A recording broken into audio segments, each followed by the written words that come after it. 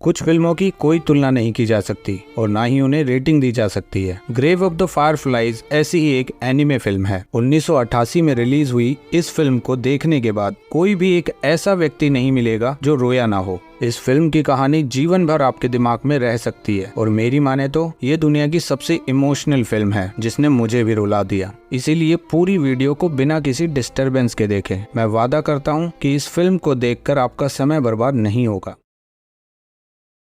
Film की शुरुआत में हम जापान का एक रेलवे स्टेशन देखते हैं। वहीं हम एक लड़के को देखते हैं जो बिल्कुल मरने की हालत में है। वो बहुत बीमार है और उसे देखकर साफ पता चलता है कि वो अपनी जिंदगी के आखिरी दिन गिन रहा है। आसपास के इलाके के बहुत सारे यात्री वहां पैदल चल रहे थे, लेकिन शहर के मशीनों की तरह काम करते ये लोग इतने व्यस्त हैं कि उन्हें किसी इंसान को मरते हुए देखने की भी फुर्सत नहीं है। और ये इस शहर की रोज की तस्वीर है। हम अपने आप में बहुत व्यस्त हैं। जैसे ही दिन ढलता है और रात होती है, स्टेशन के सफाई कर्मी उस लड़के के पास आते हैं। उस लड़के की तरह और भी बहुत सारे लड़के वहाँ थे। वो सभी लड़के अपनी मौत की घड़ियां गिन रहे थे, लेकिन रेलवे स्टाफ का रवैया उस स्टेशन की रोजमर्रा की जिंदगी जैसा लग रहा था। सफाई कर्मी लड़के की जेब चेक कर रहे थे, तभी उन्हें लड़के की जेब में एक टीन का डब्बा मिला। क्योंकि टीन का डब्बा किसी काम का नहीं था, इसलिए सफाई कर्मियों ने उसे बगल के बगीचे में फेंक दिया। तभी उस टीन के डब्बे का ढक्कन खुल गया और उसमें से बहुत सारे जुगनू निकले और अगले ही पल में वहाँ चारों तरफ रोशनी हो जाती है और उस रोशनी में से परी जैसे पैरों वाली एक लड़की निकलती है जिसका नाम सेत्सुको था।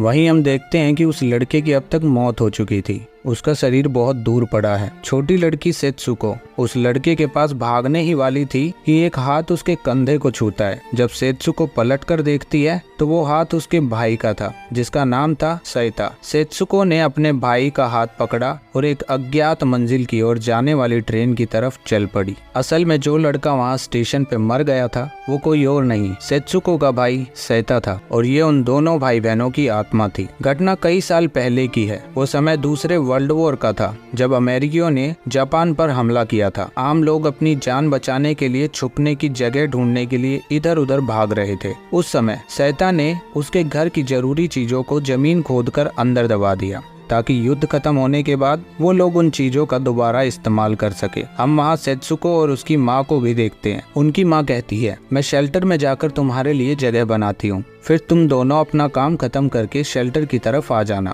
उनकी माँ शेल्टर के लिए निकल चुकी थी और सैता अपना काम खत्म किया और अपनी छोटी बहन सेत्सुको को अपनी पीठ पर बैठा लिया। जाने से पहले वो कुछ और जरूरी चीजें अपने साथ ले लेता है, पर तब तक बहुत देर हो चुकी थी। अमेरिकियों ने जापान पर हवाई हमले करने शुरू कर दिए थे। चारों तरफ गोलियों की आवाज है। छोटी बच्ची सेत्सुको को कुछ समझ नहीं आ रहा था कि ये युद्ध क्या है। वो जिंदा रहने के लिए अपने भाई को बहुत कसकर गले लगा लेती है और सैता अपनी एक लौती प्यारी सी छोटी बहन को बचाने के लिए घर से बाहर भागता है। लेकिन उस वक्त लोगों की चीख पुकार और गोलियों की जोरदार आवाज आ रही थी। वहाँ की हवा में लोगों के जलने की गंध थी। इतनी तबाही के बीच दोनों बच्चों को समझ नहीं आ रहा था कि वो क्या करें। फिर उन्हें मेन रोड के किनारे एक सुरक्षित ठिकाना मिलता है। दोनों डरे और थके हुए भाई बहनों ने राहत की सांस ली और फिर आसमान से बारिश होने लगती है जिसकी वजह से वहां लगी हुई आग बुझ जाती है। सैता अपनी छोटी बहन के साथ फिर से शेल्टर की तरफ भागने लगता है। काफी चलने के बाद आखिरकार वो दोनों शेल्टर पहुंच जाते हैं। भीड़ में से उन्हें जानने वाली एक आंटी उन्हें कहती है, मैं तुम्हें ढूंढ रही थी। बॉम्ब के गिरने की वजह से तुम्हारी माँ बुरी तरह घायल हो गई है। तुम जल्दी से जाकर अपनी माँ से मिलो। मैं तुम्हारी छोटी बहन सेत्सुको का ध्यान रखती हूँ। ये सुनकर सैता जल्दी से अपनी माँ को देखने के लिए शेल्टर के अंदर भागता है। शेल्टर के अंदर एक सेना अधिकारी सैता को एक अंगूठी देता है अपनी माँ की पहचान करने के लिए, क्योंकि तब तक उसकी माँ जलकर मर चुकी थी। माँ जो कुछ समय पहले जिंदा थी, वो अपनी माँ से आखिरी समय में बात भी नहीं कर पाया। अपनी माँ के बेजान शरीर को देखकर वो खुद को नहीं समझा पाता कि अब वो क्या करे। वो चुपचाप बाहर आ जाता है, किसी से कुछ नहीं कहता, क्योंकि बाहर आकर जब वो अपनी छोटी बहन का चेहरा देखता है तो उसके आंसू भी सूख जाते हैं, क्योंकि इस छोटी सी बच्ची का दुनिया में उसके अलावा अब कोई नहीं बचा था। सैता अपनी माँ की अंगूठी, जो कि उनकी माँ की आखिरी निशानी थी, उसे अपनी छोटी बहन के बैग में डाल देता है। लेकिन बच्ची सेत्सुको अपने भाई से बार बार यही कहती है कि उसे माँ के पास जाना है। लेकिन छोटी सी बच्ची को इस बात का जरा भी अंदाजा नहीं था कि उसकी माँ अब उसे छोड़कर इस दुनिया से जा चुकी है और अब कभी वापस नहीं आएगी। फिर सैता अपनी बहन को झूठा आश्वासन देने लगा कि माँ अभी थोड़ी बीमार है, जब माँ ठीक हो जाएगी तो मैं तुम्हें माँ के पास ले चलूंगा। लेकिन बच्ची के दिल पे क्या बीत रही थी। सेत्सुको कल तक 24 घंटे अपनी माँ की गोद में रहती थी और आज उसने अपनी माँ को इतनी देर से देखा तक नहीं है। तभी बच्ची अपनी माँ के लिए रोने लगती है। फिर सैता अपनी बहन को चुप कराने के लिए अलग अलग तरह की कोशिश करता है, उसे खेल खेलने के लिए कहता है। फिर हम देखते हैं कि अगले दिन सैता की माँ का बाकी मरे हुए लोगों के साथ अंतिम संस्कार कर दिया गया। फिर ट्रेन में एक जानने वाले ने सैता से उसकी छोटी बहन के बारे में पूछा। तब सैता ने कहा, मैंने अपनी बहन को एक रिश्तेदार के घर भेज दिया है और अब मैं भी वहीं जा रहा हूँ। वो अपने रिश्तेदार के घर पहुँच जाता है। उसके हाथ में एक लकड़ी का बक्सा होता है जिसे वो बगल के बगीचे में छुपा देता है। फिर जब सैता ने दरवाजा खोला और घर के अंदर आया तो उसकी छोटी बहन दूर से ही माँ माँ पुकारती हुई भाग कर वहाँ आई, क्योंकि उस बेचारी बच्ची को लगा कि उसकी माँ वापस आ गई है। लेकिन असल में ये उसका भाई था। और जब वो आंटी सैता से उनकी माँ के बारे में पूछती है तो वो अपनी आंटी से भी कहता है कि मेरी माँ अभी भी बीमार है, ठीक होने के बाद वापस आ जाएगी। फिर जब थोड़ी रात हुई तो वो उस लकड़ी के बक्से को अंदर ले आया। दरअसल उस लकड़ी के बक्से में आखिरी कुछ चॉकलेट थी जो उसने अपनी छोटी बहन के लिए बचा रखी थी। अगली सुबह सैता अपने घर आता है जो अब लगभग जल के राख हो चुका है। सैता ने जमीन के नीचे छुपी हुई चीजों को बाहर निकाला और वो उन्हें अपनी आंटी के पास ले आया। खाना देखकर उसकी आंटी बहुत खुश हुई, क्योंकि उस समय उस खाने की कीमत 6 लाख रुपए से भी ज्यादा हो गई थी। लेकिन उनकी आंटी को पता चल गया था कि उनकी माँ मर चुकी है। फिर रात को सैता अपनी छोटी बहन के साथ बाहर निकलता है और वो दोनों जुगनू के साथ खेलने लगते हैं। सैता अपनी छोटी बहन को अपनी जेब में रखी चॉकलेट देता है। जैसे ही सेत्सुको वो चॉकलेट खाती है तो उसकी खुशी का ठिकाना नहीं रहता। इतनी परेशानी के बीच भी छोटी बच्ची की खुशी देखकर मुझे अच्छा लगा। और इस तरह काफी दिन बीत गए। धीरे धीरे दोनों अनाथ बच्चे उनकी आंटी के लिए बोझ बनते जा रहे थे। उनकी आंटी उनसे पूछती है, क्या तुम्हें अपने पिता का पता चला? फिर सैता उन्हें बताता है कि मैंने पिताजी को बहुत सारे लेटर लिखे हैं, लेकिन आज तक मुझे कोई जवाब नहीं मिला। फिर आंटी कहती है, सैता तुम अपनी छोटी बहन को लेकर शेल्टर में चले जाओ और वहीं रहो। ये सुनकर सैता अपनी आंटी को बताता है कि आंटी, सेत्सुको को शेल्टर में रहना बिल्कुल भी अच्छा नहीं लगता। ये सुनकर उनकी आंटी धीरे धीरे उनके साथ बहुत बुरा बर्ताव करने लगी और उनका खाना भी कम कर दिया। लेकिन दोनों बेचारे अनाथ बच्चे इतने बुरे बर्ताव, अपमान और कम खाने के बावजूद भी वहीं रुके रहे, क्योंकि केवल वही दोनों इस बात को अच्छे से समझते थे कि जिनके पास माँ नहीं होती उनके लिए ये दुनिया कितनी कठोर हो जाती है। फिर कुछ दिन और ऐसे ही बीत गए। फिर एक दिन सैता की आंटी उनकी माँ के पुराने कपड़े लेने के लिए उनके पास आई, क्योंकि वो उन्हें चावल खरीदने के लिए बेचना चाहती थी। हालांकि सैता अपनी माँ के बचे हुए कपड़ों को अपनी आंटी को देने के लिए मान जाता है, लेकिन सेत्सुको अपनी माँ की आखिरी खुशबू वाले कपड़ों को अपनी आंटी को देने के लिए बिल्कुल भी तैयार नहीं होती। वो जोर जोर से रोने लगती है। वो अपनी माँ के कपड़ों को बचाने की बहुत कोशिश करती है, लेकिन उस बेचारी छोटी बच्ची की कोई कोशिश काम नहीं आती और उसकी आंटी कपड़ों को बेचकर थोड़े से चावल खरीद लेती है। लेकिन वो चावल उन अनाथ बच्चों के लिए पर्याप्त नहीं थे। अधिकतर चावल वो आंटी खुद खाती थी और उन दोनों बच्चों को थोड़ा सा चावल देती थी। जब सैता ने अपनी आंटी से अपनी छोटी बहन के लिए थोड़े चावल और मांगे तो उसकी आंटी उसको बहुत भला बुरा बोलने लगी। वो सैता से कहती है, तुम अपने किसी दूसरे रिश्तेदार के घर क्यों नहीं चले जाते? तुम खुद इतने बड़े हो, कहीं बाहर जाकर काम क्यों नहीं करते? बेचारे दोनों बच्चे अपनी माँ के आखिरी बचे हुए कपड़े भी बेच दिए और उन्हें ठीक से खाने को भी नहीं मिला। इसीलिए सैता अपनी छोटी बहन के साथ पास के ही एक बैंक में जाता है। इस बैंक में उनकी माँ ने उनके लिए 7,000 रुपए जमा किए थे और ये 7,000 रुपए उस समय बहुत ज्यादा होते थे। वो दोनों बैंक में पैसे लेने गए थे, जिन पैसों को लेकर वो एक दुकान पर जाते हैं और वहाँ से एक स्टोव खरीदते हैं। उसके साथ साथ बाजार से वो घर के लिए कुछ और भी चीजें खरीदते हैं। फिर अपने घर वापस आकर दोनों भाई बहन अपने लिए खाना बनाते हैं और कई दिनों बाद दोनों बच्चों का खाना खाकर ठीक से पेट भरा। लेकिन ये सब देखकर भी उनकी आंटी की आंखों को शांति नहीं मिलती। रात में सेत्सुको अपनी माँ के लिए रोती है। तभी उसकी आंटी आती है और कहती है कि तुम अपनी बहन का रोना बंद करो या फिर घर से बाहर निकल जाओ। बेचारा सैता बहुत असहाय महसूस करता है और अपनी छोटी बहन के साथ घर से बाहर निकल जाता है। वो अपनी बहन को गले से लगाकर चुप कराने की कोशिश करता है। तभी वहाँ सायरन बजने लगता है, यानी अमेरिकियों ने फिर से हमला करना शुरू कर दिया था। सैता अपनी जान बचाने के लिए अपनी छोटी बहन के साथ फिर से भागने लगता है। दोनों भाई बहन बहुत देर तक भागने के बाद थक जाते हैं और एक पुल के नीचे छुप जाते हैं। उस जगह को देखकर सैता अपनी छोटी बहन सेत्सुको को कहता है कि हम दोनों भाई बहन यहीं अपना घर क्यों नहीं बनाते, तो फिर तुम्हें भी उस आंटी की बातें सुनने की जरूरत नहीं पड़ेगी। उसके बाद दोनों भाई बहन मलबे से अपनी जरूरत की चीजें जैसे लकड़ी, भूसा और बाकी जरूरी सामान इकट्ठा करने लगते हैं और वो अपनी आंटी के घर से अपना सारा सामान लेकर उस पुल के नीचे आ जाते हैं। खाने के लिए बाजार से वो लोग कुछ सब्जियां भी खरीदते हैं और उस सुनसान पुल के नीचे बिना माँ के दो बच्चे एक शांतिपूर्ण घर बनाते हैं। बहुत दिन बीत जाने के बाद दोनों भाई बहन दोपहर के समय अपने लिए सब्जी खिचड़ी बनाते हैं और भरपेट खाना खाकर दोनों भाई बहन शांतिपूर्वक सो जाते हैं। फिर रात के समय जब अंधेरा हो जाता है तो सेत्सुको को अंधेरे से बहुत डर लगता है, इसीलिए सैता बाहर जाकर वहाँ से बहुत सारे जुगनू लेकर आता है। जुगनुओं की वजह से उनके बनाए छोटे से घर में पूरी तरह रोशनी हो जाती है और दोनों भाई बहन लंबे समय के बाद चैन की नींद सो पाते हैं। अगली सुबह जब सैता उठता है तो वो देखता है कि सेत्सुको वहाँ नहीं है,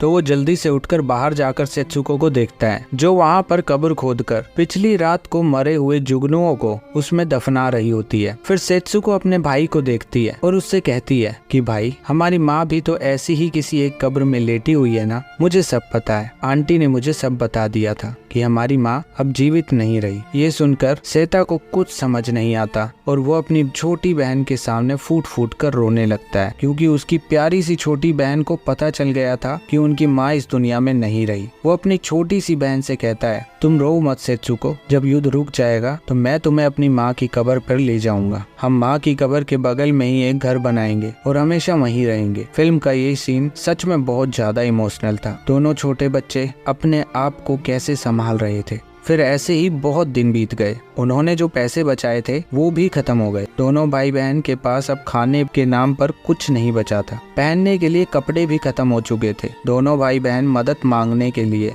पास के ही एक किसान के पास जाते हैं, जिससे वो अभी तक खाने के लिए सामान खरीदते थे, लेकिन उस किसान ने उनकी कोई मदद नहीं की। तभी अचानक अमेरिकियों ने दोबारा हमला कर दिया। ये देखकर दोनों भाई बहन टमाटर के खेत में छुप गए। खेत में टमाटर देखकर वो तुरंत 2-3 टमाटर खा लेते हैं और बाद में खाने के लिए भी थोड़े से टमाटर चुरा लेते हैं। फिर वो अपने छोटे से घर में लौट आते हैं। वहीं हम देखते हैं कि सेत्सुको को गंदे वातावरण में रहकर और गंदा पानी पीकर कई तरह की बीमारियां हो गई है। सेत्सुको की कमर में बहुत सारे दाने हो गए थे, सर में जुएं हो गई थी और गंदा पानी पीने की वजह से उसे डायरिया भी हो गया था। ये सब देखकर सैता को कुछ समझ नहीं आता कि वो अब क्या करे। सैता रात को अपनी बहन के लिए खेत में गन्ना चुराने के लिए निकलता है। वो एक गन्ना चुरा भी लेता है, लेकिन बेचारे की किस्मत बहुत बुरी चल रही थी। वो गन्ना चुराते हुए पकड़ा जाता है। खेत का मालिक बिना कुछ सोचे समझे सैता को बुरी तरह पीटना शुरू कर देता है। सैता बार बार खेत के मालिक से माफी मांगता है, लेकिन उसकी माफी अब काम नहीं करती। वो निर्दयी आदमी उसे पीटते हुए पुल के नीचे उनके घर के पास ले आता है। सैता को उसकी छोटी बहन सेत्सुको के सामने बेरहमी से मारने लगता है। सैता बेचारा उस आदमी के सामने घुटने टेक कर बैठ जाता है और माफी मांगते हुए कहता है, प्लीज मुझे दोबारा मत मारो, मैंने ये अपनी छोटी बहन के लिए किया। मेरी छोटी बहन बहुत ज्यादा बीमार है और उसे बहुत भूख लगी है। मैंने उसे कुछ खाना देने के लिए ऐसा किया। मैं ऐसा दोबारा कभी नहीं करूंगा। लेकिन ये सब सुनकर भी उस निर्दयी आदमी को कोई फर्क नहीं पड़ा और वो सैता को पुलिस के हवाले कर देता है। पुलिस वाला एक अच्छा इंसान होता है और वो सैता की हालत देखकर उसे छोड़ देता है। जब सैता पुलिस स्टेशन से निकलकर वापस जाने लगता है तो वो देखता है कि उसकी छोटी बहन काफी दूर तक उसका पीछा कर रही थी। सैता ने अपनी बीमार बहन का चेहरा देखा और रोने लगा। सैता ने सेत्सुको को अपने कंधों पर उठाया और अपने छोटे से घर में लौट आया। इसके बाद हम देखते हैं कि जब भी सायरन बजने पर अमेरिकी हवाई हमला करते थे तो जिस एरिया में हवाई हमला होता था उस एरिया के लोग अपने घरों से निकलकर शेल्टर में छुप जाते थे।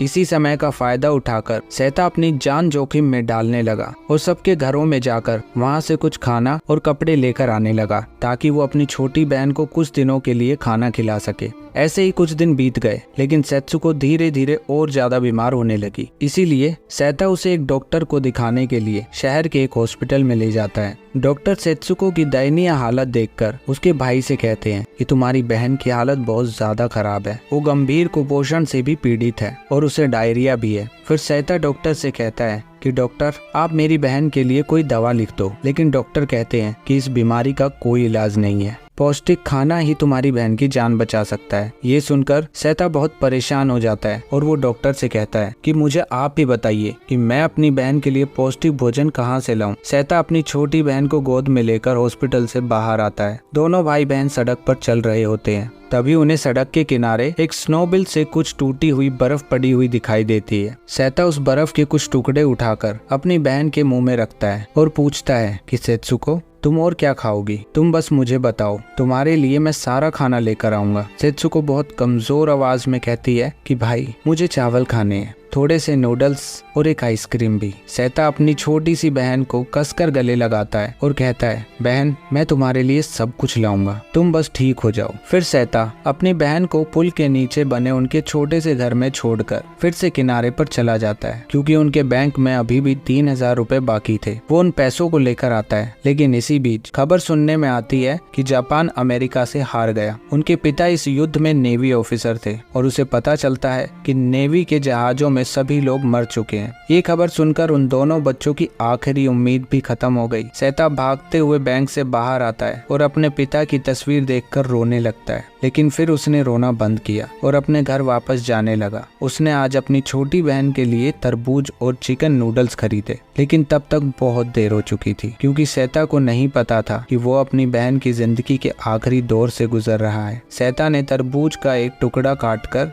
अपनी प्यारी बहन को खिलाया। उसकी छोटी बहन ने बहुत धीमी आवाज में कहा, भाई तरबूज तो बहुत मीठा है, आपका बहुत बहुत धन्यवाद। और ये आखिरी बात थी जो सेत्सुको ने अपने भाई से कही थी। सैता को अभी भी ये समझ नहीं आया था और वो बाहर जाकर अपनी बहन का मनपसंद खाना बनाने लगता है। चावल पक जाते हैं, लेकिन उसकी छोटी बहन उस चावल को खाने के लिए कभी नहीं उठती। जब सैता को इस बात का एहसास होता है तो वो पूरी रात अपनी छोटी बहन के शव के पास लेटा रहता है और अपनी छोटी बहन के मासूम चेहरे की तरफ देखता रहता है। फिर अगले दिन सुबह होते ही सैता अपनी छोटी बहन के शव का अंतिम संस्कार करने के लिए गांव के किसान से कुछ घरेलू बक्से खरीदे। उसके बाद उसकी आंखों के सामने सिर्फ अपनी छोटी बहन सेत्सुको की यादें घूम रही थी। कभी कभी सेत्सुको झूले पर झूल रही होती है तो कभी कभी सेना की पोशाक पहनने की कोशिश कर रही होती है। वो घर को साफ सुथरा रखती है। छोटी सेत्सुको अपनी माँ की तरह सिलाई भी कर सकती थी। वो आज इस दुनिया में नहीं है